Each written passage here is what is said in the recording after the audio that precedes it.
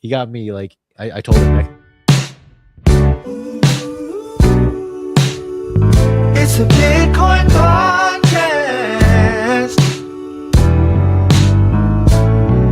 The only one that's making your money is you. Listen to the Bitcoin podcast.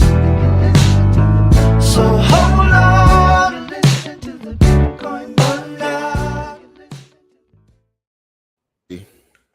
Did one of you guys put the stream key for Instagram? We're in? live. 'Cause I did. Something's happening. did not. I did. I put it in there. Oh, okay. Oh, you didn't click all the Live. places. I did. Instagram. Oh, okay. But there's like Instagram's five. listed on there twice for some reason. I don't know why. Oh, okay. And the fourth place is Twitter, and we can't stream there because we're not giving in to Elon's demands. We do not negotiate with Premium or something. Elonists. I see. Yeah.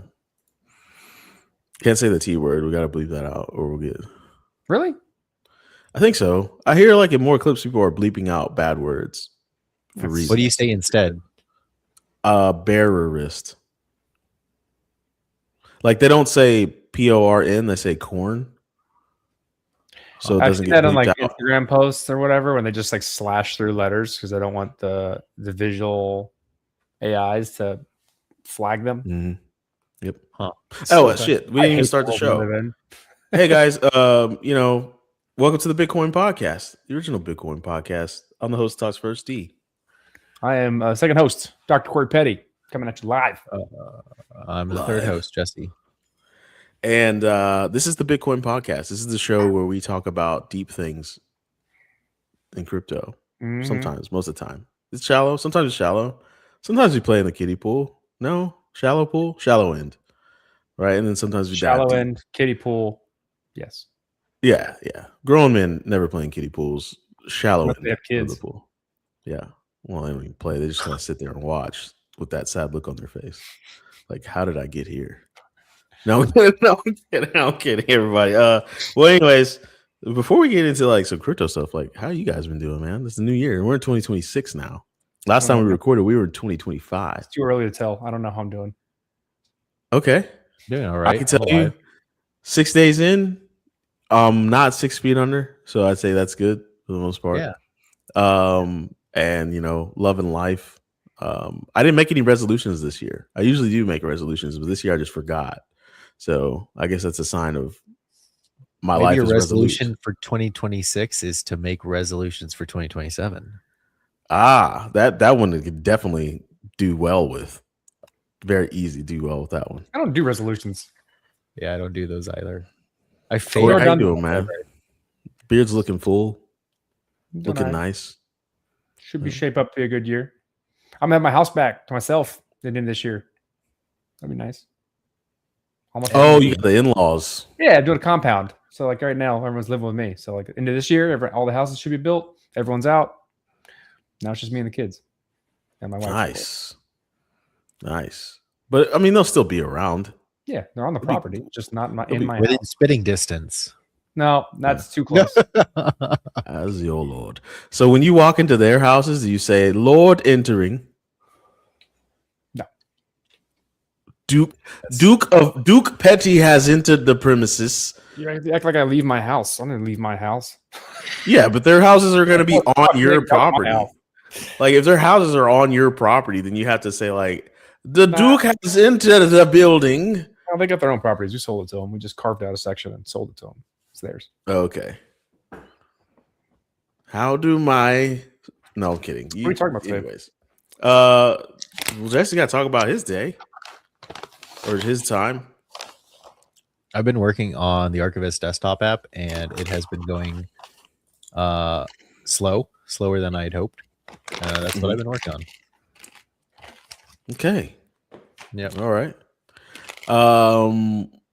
Good stuff. I myself, pretty good week. I've been off from work for quite a while, but I start back up next week. And just had some good holidays, man. That's it. I'm ready to get back into full swing of thing. So let's talk about why the price is moving. No, I'm kidding. Sorry.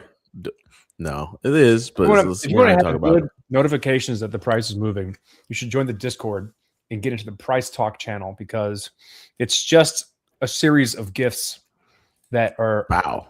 related to what the price is doing. Yep. And they're pretty funny. Most of them are Selma hack, but join the Discord, scan that, and when you'll know when the price of crypto is going up because you'll see neat gifs. No, it's over there. No, it's not. Oh, you don't mirror your screen. Oh, you don't mirror your screen. Okay. Anyways, there's a QR code up there. Scan it. Join the Discord. Join the conversation.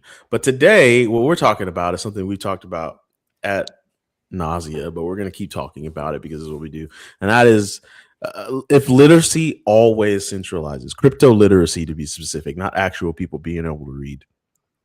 What should we actually optimize for? What does it mean? Okay, so if I could explain this tangibly, what it means to me is when I show a newbie a TXID and they click on that link and they go and they look on the scanner for what that transaction did, they usually, you could see their brain start leaking out of their ear, right? So that would be crypto illiteracy.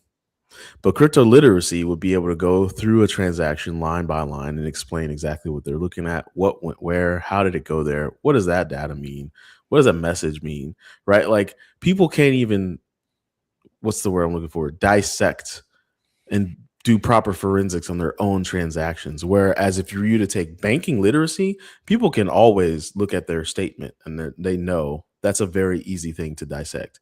I had debits here, I had credits there from these accounts, Dunskies. But if you're looking at a blockchain, there's a whole lot more going on, Big Daddy. There's like inputs, outputs, data now. There's other things. Like it just keeps expanding, right? So crypto literacy is what I'm talking about there. If you show somebody a screenshot of a TXID, will they know what's going on? I don't know. I don't like that definition. I see what you mean. You want people to be able to get all of the ins and outs of what happens when you send a transaction and like what these things mean. But that's too much, I think, for the average person. For me, it's closer to like, what does it provide that other things don't, like banking, right? Or centralized banking. Literacy is understanding the differentiation that blockchain is, or a decentralized blockchain is compared to a centralized bank. And like what a smart contract is offering in some type of, very generic sense. What a decentralized application is versus a centralized application is. Like that's literacy to me. Not some of the more esoteric, mundane details of any given blockchain that enables these things. Yeah, but if we're talking literacy, we're talking like. Are you literate? Right? Like, because I'm not literate. I'm not that literate. I'm more literate than most people, but like I don't know some of the intricacies of like Solana, and that has some changes in it with respect to a given transaction and how a transaction is considered final that I don't understand. But like any EVM based thing, yeah, I'm quite literate. Bitcoin, yeah, I'm very literate. No, like I'm talking to D. Oh. Am I you're talking to me? Am I literate? Like Corey said, when it comes to Bitcoin, I feel very literate, like extremely literate. Enough to right now, I could walk into a bank and say like, hey, give me a job, scan in the Bitcoin blockchain, pay me a lot, and I'll help you out with that. And they'll be like, really? And I'll be like, yeah, I can read that. Right. But when it comes to Ethereum, yeah, I'm pretty sure. Like I know, like if it's a 1, it's like Legacy. If it's a little B, it's SegWit. Like there's other ones like 2. I kind of know a lot. I feel like so. Like I skimmed a build a Bitcoin implementation article, and I was going through it, and there's a lot in there that I don't know. So when did you leapfrog me? What did you say? Hold on, I was responding to people in there. Like when did you leapfrog me in your understanding of Bitcoin, like core code? Well, no, I'm not talking about transaction IDs on Bitcoin. I'm talking about like more than that. Like even Ethereum, like for instance, when you're using what's that, the Keystone hardware wallet, right? Being able to decode a smart contract transaction, like that's something I can't do.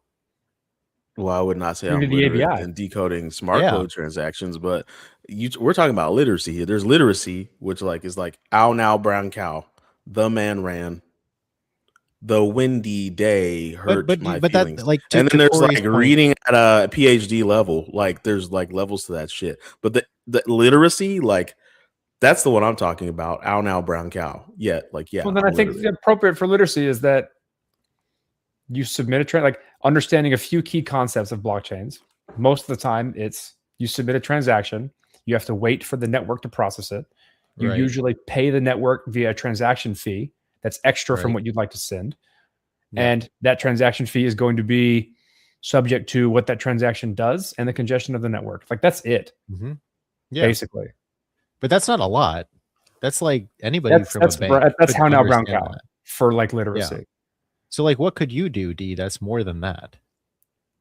I probably could learn more about, smart contract, get a little bit more literate there. And I say probably, I need to, considering the fact that that's going to be everything. The weird part is that like for like the method, like the way I see it, the way that's done today will not be the way that it will be done when I think we have quote unquote like mass adoption because it's public.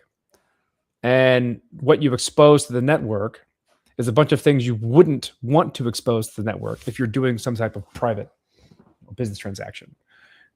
And we only do that because back in the day when we invented these things, we didn't have zero knowledge tech or applicable zero knowledge technology. Yeah. And so you had to do it in order to do the verification process and ensure that people weren't cheating. And we built all of this off of a transparent ledger. But that's not gonna be the thing we eventually use because you have to have privacy. Yeah. Your business doesn't want to expose business secrets. They need privacy. So then that contradicts D's point then, which is the fact that like he understands Bitcoin and Ethereum well enough to be hired by a bank to do blockchain forensics, which I don't think he could do. But when you're talking about having an alternative blockchain that is private, that is even more complicated than Bitcoin or Ethereum in terms of the implementation. So like what? No. It's not that I could do it. I have done it. It depends on what level of things you're talking about. Yeah, right? We're talking about different things. He wasn't doing like chain analysis level, like right. That's what I'm talking about. He was doing like banks do a lot with crypto in for crypto sure. now. Like if you talk courses on this stuff, like and there's a lot of different levels to this type of stuff. He's perfectly capable of a lot of those levels. Just when you get to the lower levels of like entity analysis and doing real forensics on blockchains, it becomes a nightmare, especially now. They're much more complicated. Is that what banks do though? Like what, like if you're like, well, they don't do it. They hire chain analysis and elliptic. Yeah. They hire experts. Like Coinbase does it in-house. They do all that stuff in-house. Yeah. If you want to work at Coinbase, man, you gotta be on your shit, dude. I remember meeting the CSO, the chief of security, a long time ago when I was in security. Trail of Bits had this conference in New York, and I went there and he gave a talk, and we talked for a long time on what security looked like at Coinbase, and I was like, you've got a lot more trust than I do. Jesus. Interesting. What's interesting is like we did not remove trust from any systems at all, but we are redefining and reformatting and refactoring what trust means in the new world. That's a good way to put it. That is the definite, right? Like you have to trust people. Like there is no life without trust. So, right. There's some people right now living a life without trust in a very dark and gloomy room with green lights for some reason, listening to probably some sort of techno music. And like, I just don't think that's like. Was it Jesse that made this the graphic on like? Private, yeah, he made it last week versus private. Yeah. It's like that nails it, right? Anything that is not secret, meaning that it's private or public, means you have to trust, right? The moment you include someone else is the moment you are trusting something to ensure that something or someone to ensure that private thing doesn't get leaked outside of the people you expect it to go to. And so the key point of all of blockchain was to remove trust from humans and put it into the network. So you're trusting the network to manage things appropriately and not what previously got relegated to humans as like a central point of authority. That was the whole point, and it's still the whole point.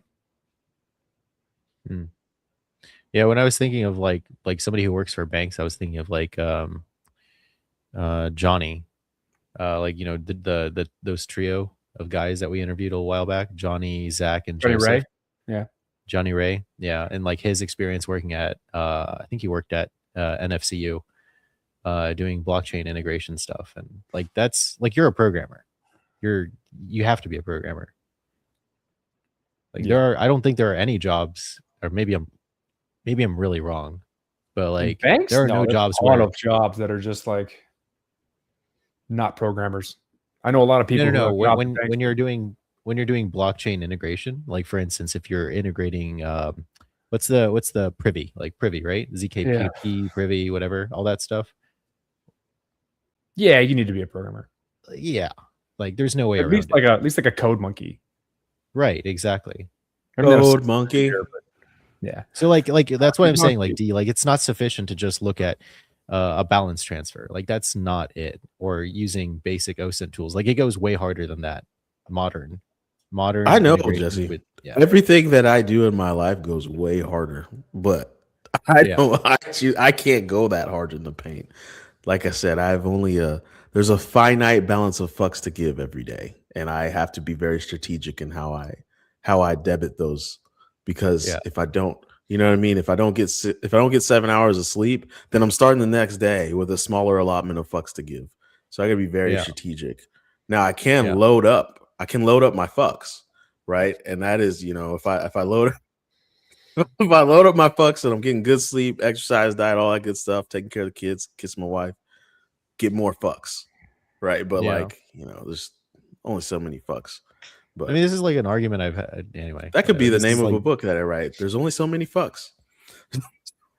That's I guess my point. It's like the people that I see doing some like pretty hardcore shit, it's like they don't have any obligations. They just know life shit. Yeah. It's hard. Infinite balance. Having a life is hard. I think now, if we're sticking with philosophical life stuff, I think if I were in my 20s, I would have done more to have given myself a higher base of fucks to give in a day. Does that make sense? Like just Corey banged out his PhD in his 20s, right? And now he has a higher base level of allocatable fucks because in specific areas. Yes, in specific areas, but also in general.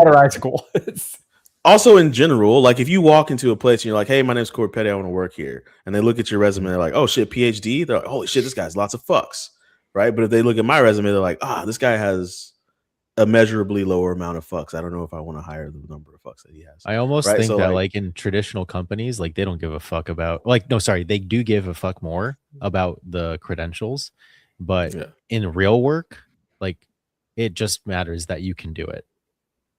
Experience. It matters that you can allocate the fucks. Correct. Yeah. Okay. Taking that analogy way too far. No, not. There could be a whole book about it, maybe. Fucks to give. So anyways, back to the topic at hand, crypto literacy.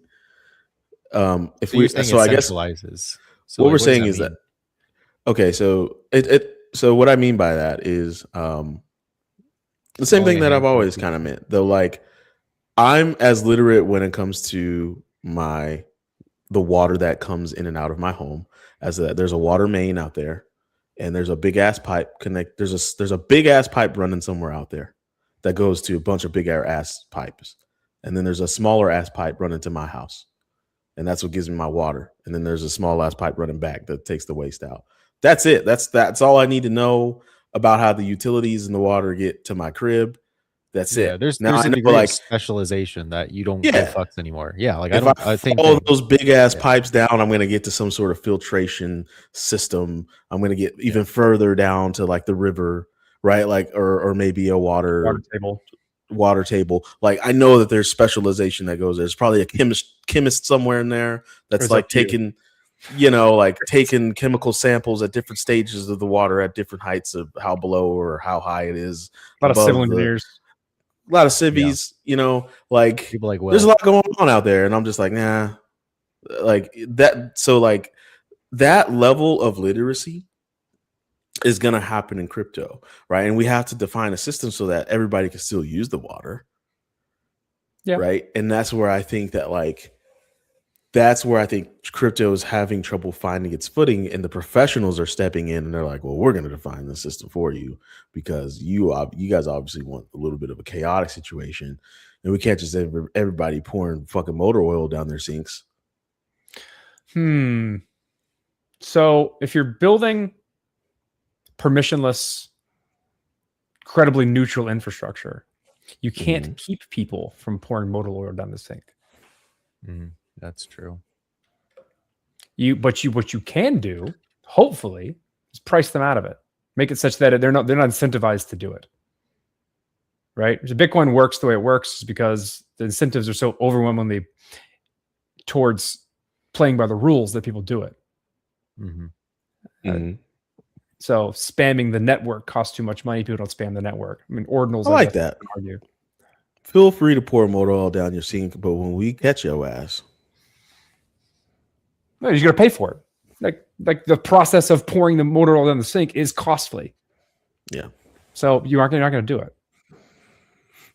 That's the whole point. Like, this is something you brought to my attention a long time ago. Because like for those that don't know who are watching the show, me and Dee went to college together. I spent a lot of time in high performance computing and using supercomputers. And there's this, and me and Dee took a class where it was like supercomputing. We got to learn how to write programs that run on supercomputers for various things. And as a part of that class, you got allotment on one of the supercomputers at the university we went to, Texas Tech. And I remember this.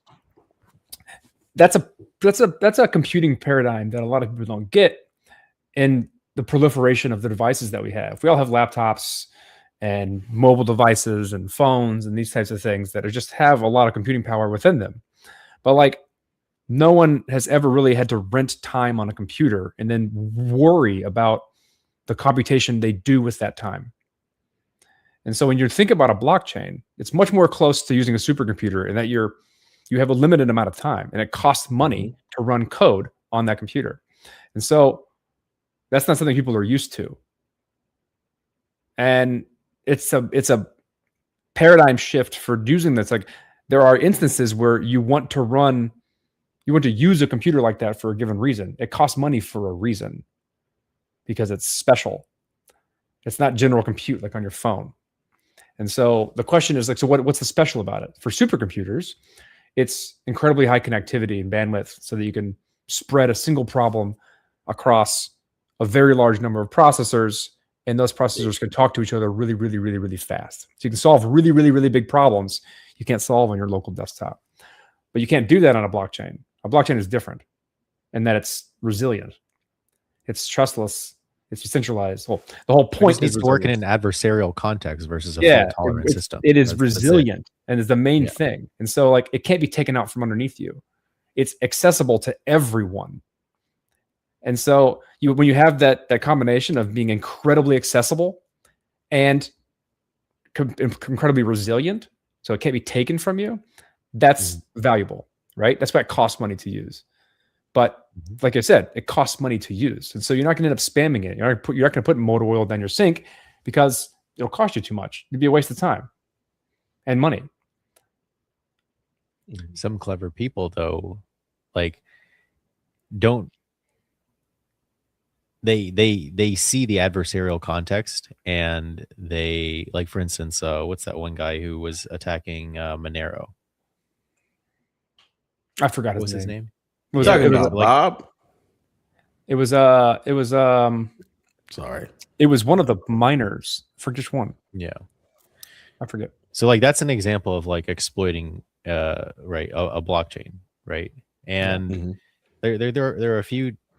I guess all this to say, like even like every protocol has its weakness. Like in the context of like storage systems or compute systems, like anything that you're trying to have like an Uber-like dynamic for a thing that's a commodity, you don't want to have fluctuating value of a native token that you're using to pay for the service, because it's almost like, I think I've talked about this before, like you don't want a variable cost of using your toaster to toast bread, so such that if you put a slice of bread in your toaster, it could randomly cost $1 million once it pops out and it's ready to eat. Like, that's awful, right? Terrible idea. And there are some people who are predatory in our ecosystem who can exploit the ways in which the system had not been built to handle that adversarial attack that that they run. So like, anyway, going back to what the whole topic of this is, if literacy always centralizes, or so like when we were asking like what does it mean to be crypto literate, and is it inevitable for it to centralize? Like 100%. Like nobody's going to take the time and know life this shit. It's not like normal people who do this. Just like in anything, like if you're a plumber, you specialize in that. If you're anything that can make anything worthwhile that isn't just like brain dead factory work, you probably have a specialty, and you have a lot of domain specific experience that comes with that. Yeah. Now that I think about it, we can't have the answer to this, because it's the same thing like human, right? Like there will be lanes of literacy in which you go down, right? Yeah. Like for example, like there's be people that use the highways. They just use the highways. And then there's the people that go to the International Highway Conference and Award Ceremony every year. And they can't wait to get into that big ass room and talk about concrete with all their concrete loving friends, right? And they just like, oh, like, have you seen the new U design on the high scale, high volume highway system that we're using? Like, oh, I heard there's a new steel rod coming out next year, right? Like there's people like that on the planet, like, and their literacy in highways is higher than anyone's will ever be. But most everyone else is probably like, yeah, I take the exit when I need to. I take the on-ramp. I ran into when I was doing laundry in like this shitty apartment complex I used to live in. There was a PhD guy. He had a PhD in some sort of chemistry subfield where his job was to improve the quality of highway material. Like that's what his job was. Oh God. To like probably make it last longer. Yeah. It's inorganic chemistry from civil engineering perspective kind of thing. Yeah. So like he's the one who like who are the people who do chemical compounding, like for painters and all that shit? Chemical engineers. No. I mean like company, like inorganic the biggest engineer. company. No. Like the company that built Kevlar, that made Kevlar. I don't know what you call them specifically. What did you call them? What did my brother say at my bachelor party? He was like, my goal in life at this point is to be the most memorable NPC. He said, I want to be the most memorable NPC that people come across. The one that gets the memes. The one that's like, oh, everybody loves that NPC. Everybody knows about that NPC. He was like, what did he say that? I love that. I think he said that. Oh, you were there that day. You were there that day. We went to like the beach. No, not the beach. Shit. We went to the pool. The pool? Oh, when you guys got high. What? We don't do those things. What are you talking about? What are you talking about? We did no such things. I saw the pictures. The pictures don't exist, actually. Anyway, DuPont was the company as I was talking about. Okay. I was going to write a book about this. I still want to write a book about this. Being an NPC? No, the whole information specialty asymmetry. Like there's this trade-off between how much you know about something, or like when you go down the depth of a specialty, as you go further and further down into that depth, the less viral or spreadable that information is. Mm-hmm. Right? And so interesting. You get to and you only have a certain amount of capacity to spend time in a certain environment of information. Yeah. And so you have to kind of choose in various portions of your life. Like during my PhD, it was very, very, very deep in a very niche specialty that I can only talk to about with about 3 people in the whole world at that level of specialty. Yeah. And so, but as you go up into the, I guess, complexity of information, until you get to the surface level, you're at basically memes, which is the most viral piece of content available, in which you're spreading something that is incredibly viral, but you're spreading it in such a way in which consuming that information requires zero thought. In fact, you even get some feeling associated with it with a meme. You're supposed to feel a specific way about a specific piece of information. And there's that trade-off. Surf this. Huh? I was gonna say people who surf this the best are like comedians.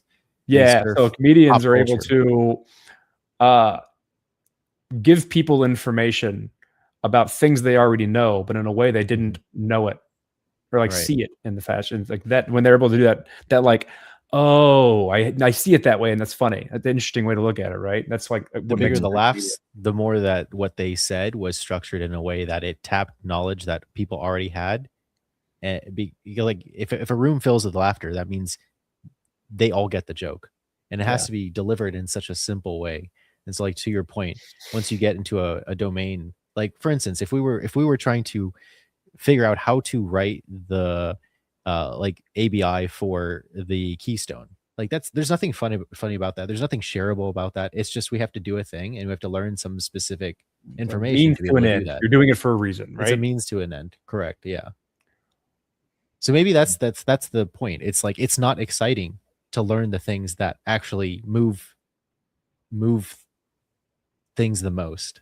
I mean, yeah, but like you get this, then you get to this other, I think, general trend in personal development that I'm latching on to, and I've learned to embrace as I've gotten older, and that the way in which you improve yourself is by committing to the boring stuff, right? Kick the tree. Like, yeah, kick the tree. You get up, you go to the gym, you eat good food, you study, you spend time doing real things regularly, you write. Like, you know what I mean? Like, it's not I party like a fucking rock star every night and now I'm a super successful person. Like, that's not how you develop skills other than maybe like partying. Like, and so like personal development is through doing boring shit. Yeah. Kick the tree, as D likes to say. Like, you do bone hardening by hardening your bones and kicking a tree regularly. Yeah. For those of you who don't know what kicking the tree means, you need to go watch Jean-Claude Van Damme. There's a documentary actually called Kickboxer. And then there was a second documentary called Bloodsport about about a underground martial arts combat arena. What a movie. Jesus Christ. They don't make that kind of shit anymore, bro. We're like Pai Mei from like Kill Bill, like the whole Pai Mei thing. That's an example of like you gotta do the re-releasing Kill Bill like next month with an extra 45 minutes of footage built into it. Yeah, I'm gonna go watch that. Because she said I didn't really like Kill Bill, and she said that shit like last week, and I was like, "Are you fucking kidding me? Are you?" Sorry, you picked the wrong one. She might as well be putting the toilet paper on backwards. So the second talking point that we were going to go through today is centered around. Before you do that, if you you want to commit to doing the boring thing, you can follow me and Jesse as we walk through. It's incredibly boring. We're doing the incredible boring thing by walking through an entire textbook on zero knowledge. So hit that like and subscribe button. You'll get it, and you can come join us on the adventure of learning zero knowledge together. There are brief moments though where like there's some sort of intuition that you're like, oh, that's cool, and then like, oh, that like it unlocks like an aha moment, and then it's part of something incredibly important in cryptography. And that's like we try and do like conjecture and like, what is this useful for? I think it's useful for this. And we look it up, like it is useful for that. Yeah. This if you want to commit to the boring, you can rock with us also in the Discord. Where there's lots of people in the Discord. That QR code gets you into the Discord, by the way. If you're on Twitch, give us a follow. You never know where it might lead. If you're on YouTube, give us a subscribe. You'll see us pop up and talk about more boring things. But nevertheless, that QR code is there. Yeah, man, we've had a pretty good amount of people come in and out. Andy Yonkin joined us. Andy Yonkin, yeah. See us still talking about crypto. So talking point number 2 we wanted to get into is privacy, or as the Brits would say, privacy. User experience versus mass usability, right? Is it a zero-sum trade? Right? I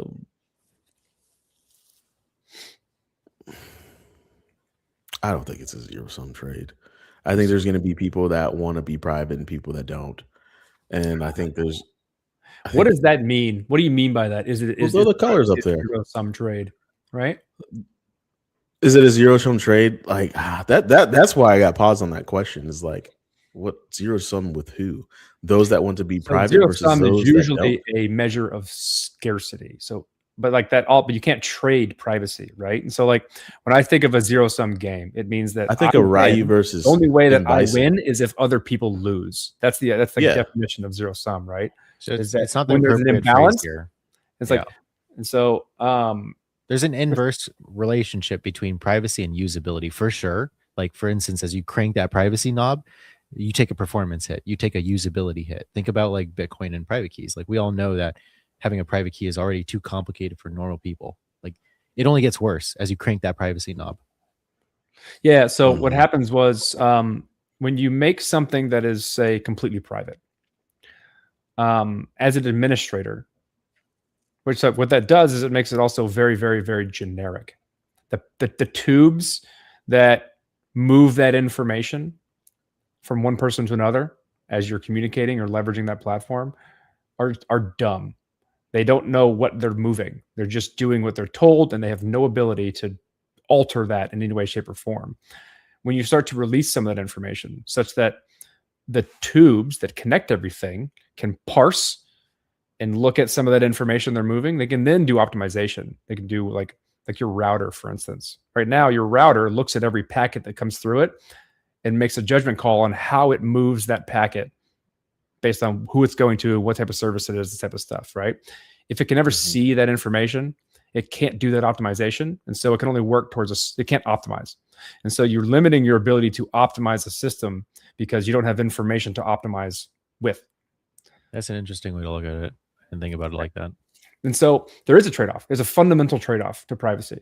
And I'm curious to see how we do things like zero knowledge that allow us sufficient optimization to have a usable thing. And I don't know the answer to that. There's a trade-off. So good at that.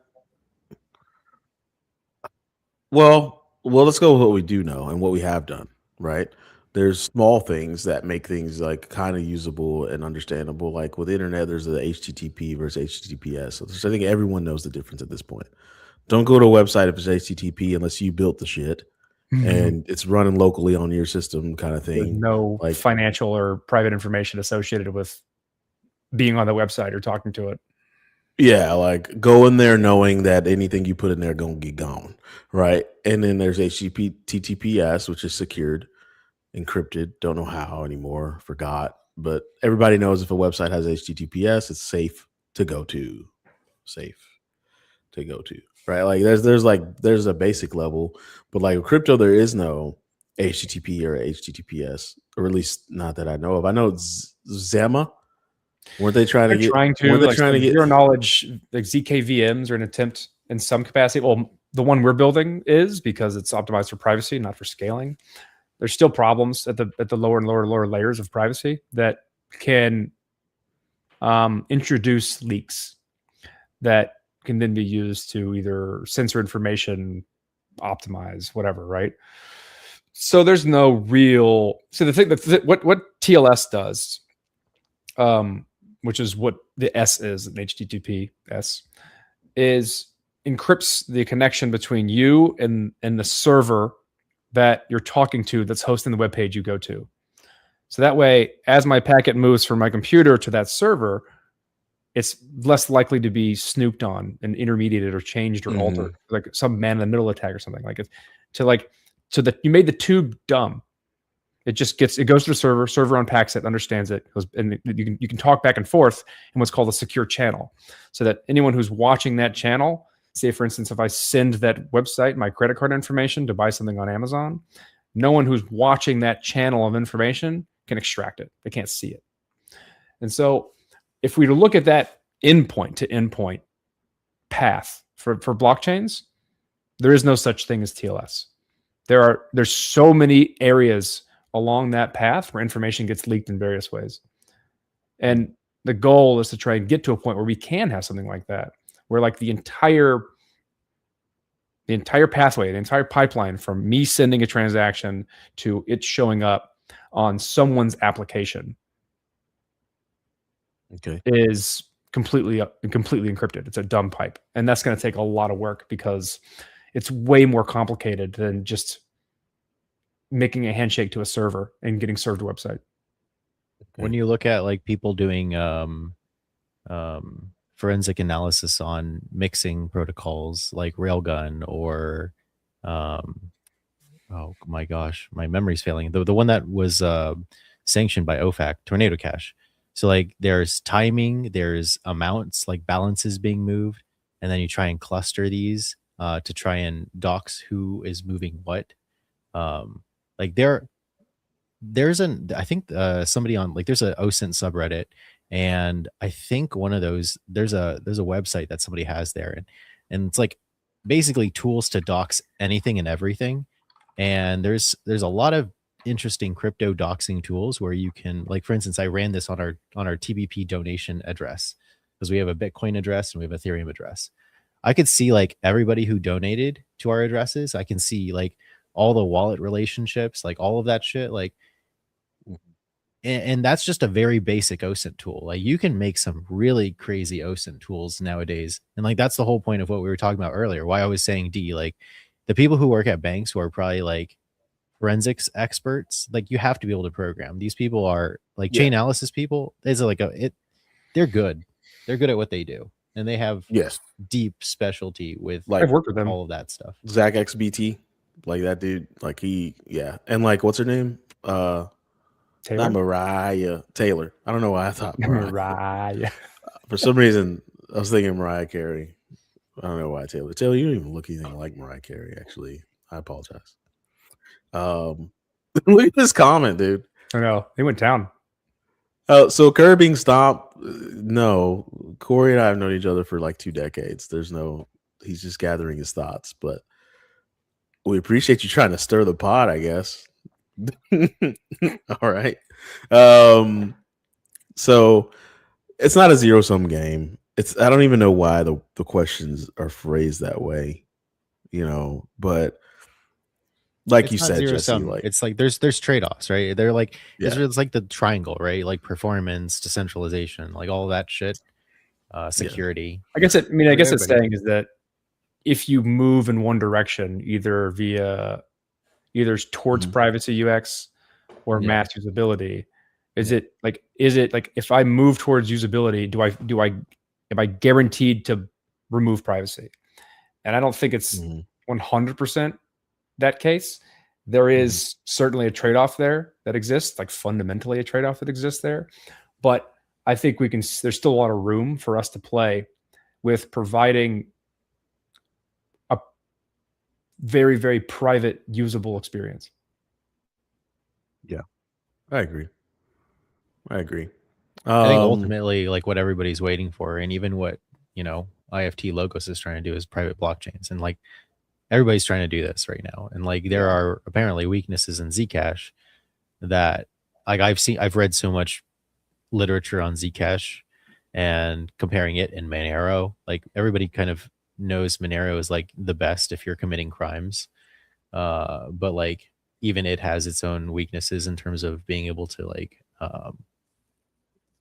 try to reverse the built-in mixing of amounts in Monero, but at least it's not as obvious as Zcash in terms of the shielding and unshielding of transactions, where like there was a paper that basically said if you're trying to use Zcash for privacy, like there is a way to do it, but you're not accessing your balance daily. It's a store of value essentially, because you want like value at rest is most private versus moving money frequently. And to be fair, like having a private blockchain, like it will make DeFi, which is the only thing keeping public blockchains alive, very difficult to implement and for people to adopt. And that's the whole point. Like that's why MEV is able to exist, because people are degenning on chains, public chains. What do you feel about the recent all of this stuff? Sometimes it's been happening so long to me, I barely even care about it,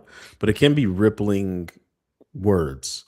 For example, Jamie Dimon got on the news yesterday and he did a complete 180. Yeah, he did a 180. ever talked about crypto. Like it was crazy. Like he was like, yeah, this is the future. Everyone needs to be, and our company needs to be figuring out a way to because they've implement already smart done contracts. They've been shitting on crypto while they secretly try to not understand things and control things.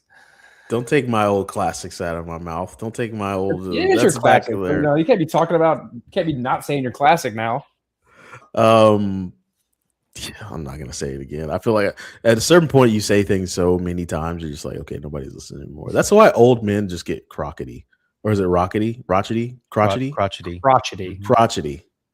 They're just like, I'm not fucking saying it anymore. I'm tired of it. I'm not tired of saying it. I'm not gonna say it anymore. I'm just gonna sit in this chair and fart and sleep.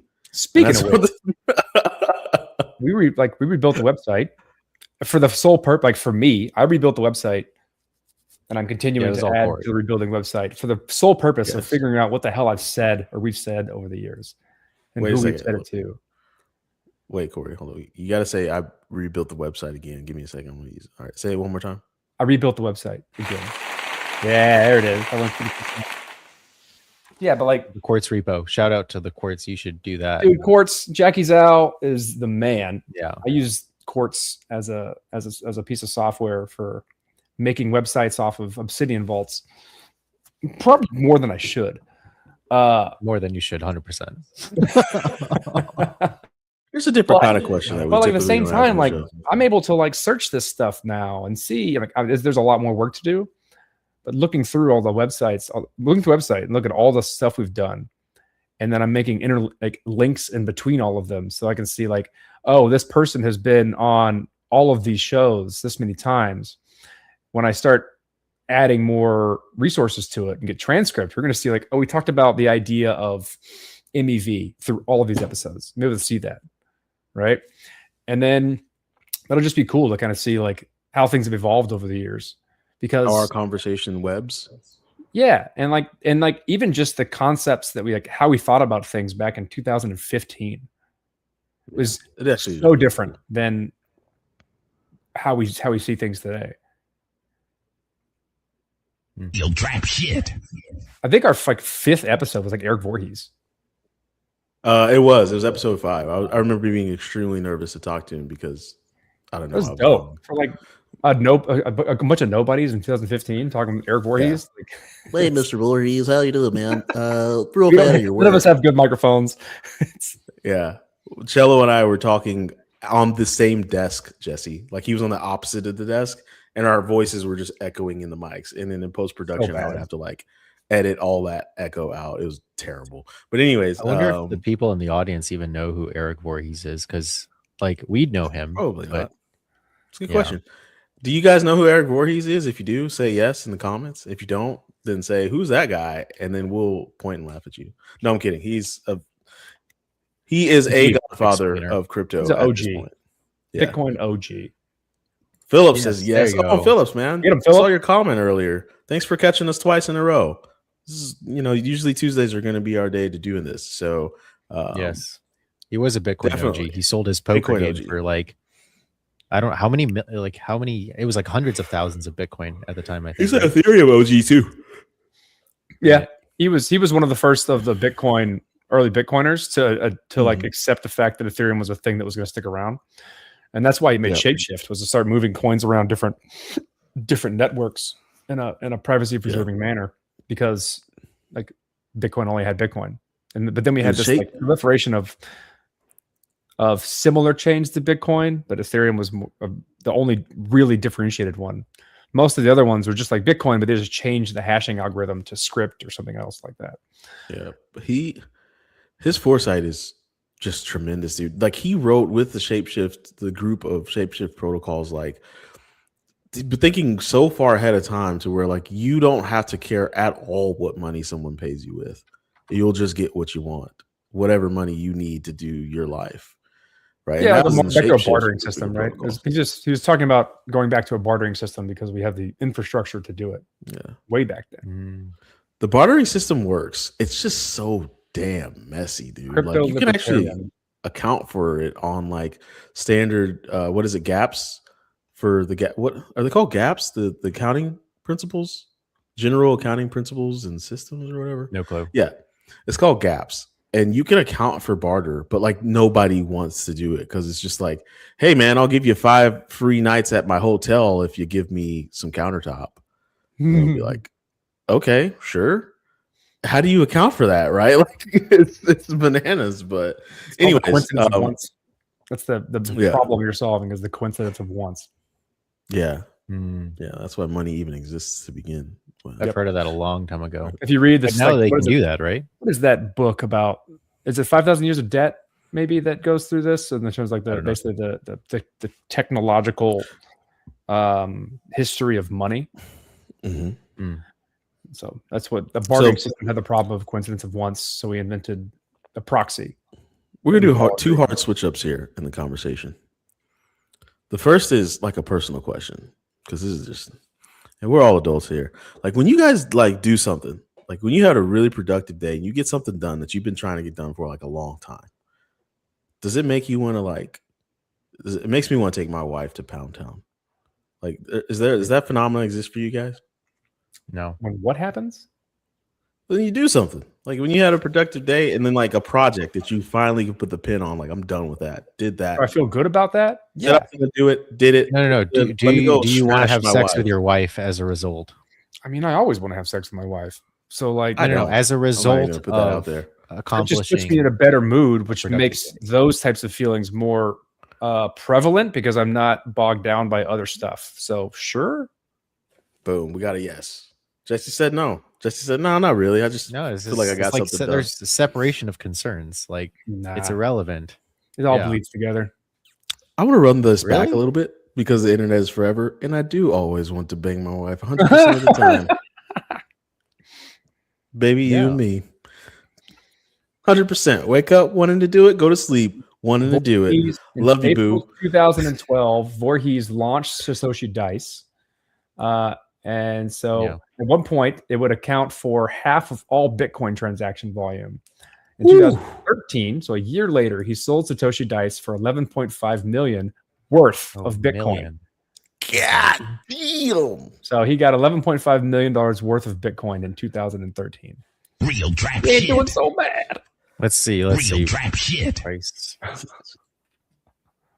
That's a lot of money, dude. And then 2 years later, after his settlement with the SEC was finalized, he launched Shapeshift, which was how many? Very different. He launched Shapeshift. 11.3 million? What? 11.3 million. 11.5 million. 11.5. So the price was $13 at the beginning, and then it spiked to $1,100 in December. So what price do you want to use? Oh, I don't care. So he has at most 870,000 Bitcoin. And at the smaller end, is it? That's just for this sale too, because like he was a Bitcoin OG in the past, so yeah, he had a lot of. Correct. He entered into Bitcoin. Voorhees first encountered Bitcoin in 2011. So back then, Bitcoin was very cheap. So he has five to 6 figures of Bitcoin at that time during that sale, somewhere in that range. Voorhees got a lot of money, baby. He's burned through it just like we did. I hope he's not a weird rich dude. Like rich dudes get weird. Like lately, like that's the trend for the last 100 and some odd years is that rich people are weird. Like I hope he's not weird. I mean, I would argue, run out of time, but anybody who is absurd, like obscenely rich, is not a normal person. They are like a couple sigmas from the mean of normal. In what way? I mean, all kinds of ways. All the ways. Like, you don't do extraordinary things by being ordinary. Like by definition. You do. No, you don't. You do not do extraordinary things by being do such person. weird sex acts if you are incredibly wealthy. What? I mean, I don't have to make that correlation, but like when you're already like it puts the lotion. You already view things differently than everyone else does. That then put you in a position to make a bunch of money because other people didn't see that opportunity. You're more likely to be weird in other ways too. It doesn't have to be sexual, I'm pretty sure. But like, no, it does not have to be those sexual. Stories. Have you read those stories about the Saudi people? Like, They Careful. fly in We don't- models, and okay, we're just We gonna don't skip talk that. about that. We don't talk about that. Okay. Might No, get on I've not heard somebody's these stories, list. and I don't think we need to. Yeah, this It's is great. freaky deaky with a capital F and a capital D. Yes. So I guess we had one more talking point, but it's something that we could talk about in the next episode, and we will talk about it in the next episode, because we've had this conversation, literal arguments about this. I think like Corey gets red because he's a redhead, so Corey will turn red when he argues, and that's how you know he's arguing rather than having a discussion. It doesn't happen often, but he's turning red. He's arguing with you, Or he's drunk. right? Or I'm drunk. Or he's drunk, right? Or sunburned. So. Or both, right? No, because if he's drunk, he turns maroon. Or he got out of jujitsu. Well, Yeah, I hope so. yeah. Anyways, the question is, do builders have a responsibility beyond tooling? Clip that. That's what we're going to talk about next episode. I know. Look at the wheels; they're turning already. It's just these questions are so ill-formed. No, they're not. You just got to think. You just got to think about it. You just got to think about the question. I think they're good questions. God, all right, whatever. Well, I'll fucking fight about it next time. Think about it like this, man. Think about it. You're in medieval times, right? And you're a builder of things. You're a blacksmith, and the king comes down to the stairs, and the king is like, "Hey, just had an orgy, and I thought about a torture device I need you to make." Okay, Wow, you're the one that's got to build it. You're the one that's got to build it, right? You got to build a torture device. I understand. Your responsibility. I understand what the question is asking. The words that are used to ask the question are bad. Okay, so fuck it. Anyways, think. I mean, about I'm it. autistic. I'm gonna bitch about these things. It's fine. Gestate. I just want to say that I was lurking in the Home Lab Discords. Shout out all you autistic fucks. They sound like Corey, but like on steroids. Like people were granularly correcting other people. Tom. Yeah. It was awesome though. I enjoy listening to that because like you learn stuff because people are very particular about being accurate about the details. Actually is usually the yes the meme. Yeah. Stop with it. Actually. No. Okay, so sorry guys. I'm not gonna go too crazy with the sound effects here. I think we gotta wrap things half up. of our viewers from that sound. Dude, we lose half like every 3 minutes. That number goes up and it goes down. I'm not even. It's up again. At this point. It's up again. Yeah. I'm back. If you're still back, if you go here right now, scan that. It'll take you to a Discord invite link. That's the invite link to the Bitcoin Podcast Discord. In that Discord, you will find us, but you will also find builders, investors, traders, Bitcoin OGs, Ethereum OGs, Ethereum new Gs, lurkers. It's a great microcosm of the crypto community in general. You'll find privacy advocates. You'll find people building hardware. You'll find people using hardware and talking about it. You'll find gifts of Salma Hayek. There's a lot in there. A lot of doing them. like half of all those things. Yep. Sometimes you can even participate, and there's a bot. We got bots. There's a bot in there, and you can win TBP token for doing things with the bot. Like, hey, there's this guy. You're exchanging services for payment. Yeah, right. And like everything in crypto, you're gonna get a bunch of tokens. Maybe they'll have value, maybe they won't. We can't tell you they can because that's illegal. But you'll get some tokens, and then maybe one day those tokens will be worth more than tokens, right? But I have no clue if that is actually going to happen, but I can definitely launch a token. Yeah, we'll launch a token. You'll get the tokens. So, for example, if you make an interview recommendation to us and we end up interviewing that person, you'll get some tokens. If you find a grant program of some sort of obscure crypto that you think has education meat, and it's educational, and you want us to dive into that grant program and see if we can either be a part of it or create media for it, and we do those things, boom, you're going to get a piece of that action. But basically we do token buybacks, so we will take a percentage of the tokens that are associated with whatever the grant or sponsorship is, and we'll put it towards operating costs of the podcast, which is like Google Suite, paying for the StreamYard subscription, all the shit that we pay for. And then a percentage of that will go to buying back the token, and then another percentage of it will go to you, who basically gave us that lead. So it's basically lead. We're paying you for lead generation and leads that actually qualify to being useful. That's it. Yep. Clip that. We forgot to say clip that this entire episode, by the way. We really have to get into the hang of that. Yeah, anyways. So we're gonna roll out for here soon. We're gonna do our shout outs. Shout out to old long neck, wide smile Zoe Saldana, the highest grossing female actor of all time. Did you really? Yeah, because dude. of Avatar 3? Because of Marvel and because of Disney. Hardcore. That's it. That's all you have to do is say Disney.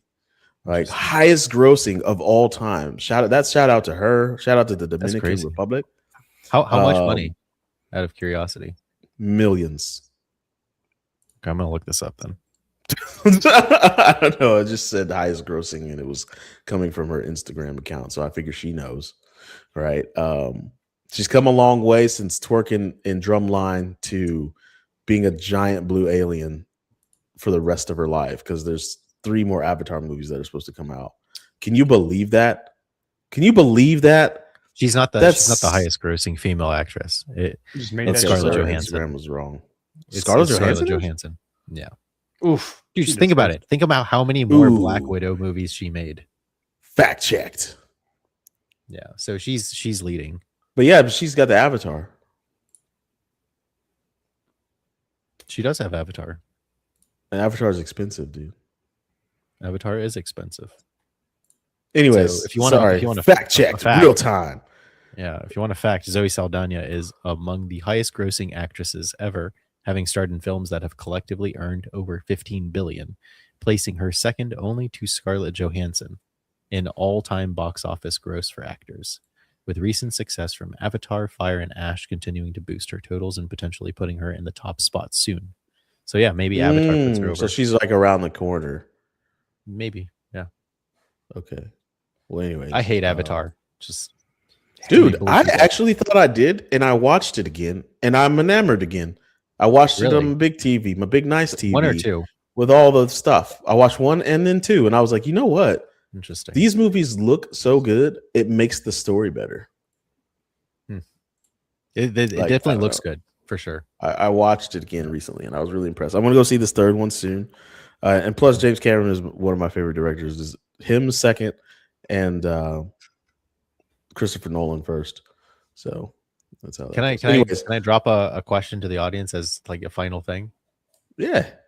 Okay. If anybody in our audience likes Warhammer 40K, give me a book recommendation where to start, because I'm into it. I just don't know where to start because there's like hundreds of books. If you get one of those, you made it all the way through the end of this podcast. So kudos. Oh my God, Jesse! If we start see a live stream, and we start seeing your Warhammer board back there instead of that fridge island situation. No, I'm not going to get into the board game. I just want to read the books. Nerd. If you get into the board game, I'll get into the board game. I'm not going to fucking do that. I'm not. Yeah. I don't have time to make metal figures. You need a very large amount of allocatable fucks to get into. Yeah, I don't have that. I have a 3D printer I got to dive into. That's going to be enough of my time. Yep. I don't. So to those of you that collect the most TBP token in the year of 2026, Jesse is going to 3D print a small back tickler for you and your loved one. Small what? Small back tickler. I'm definitely not going to do that. Yes, he is. Clip that.